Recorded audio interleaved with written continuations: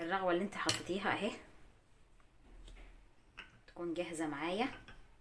ممكن تحطي رشه بسيطه من الكاكاو او النسكافيه بس اديها شكل كده اهي تبقى جاهزه معايا.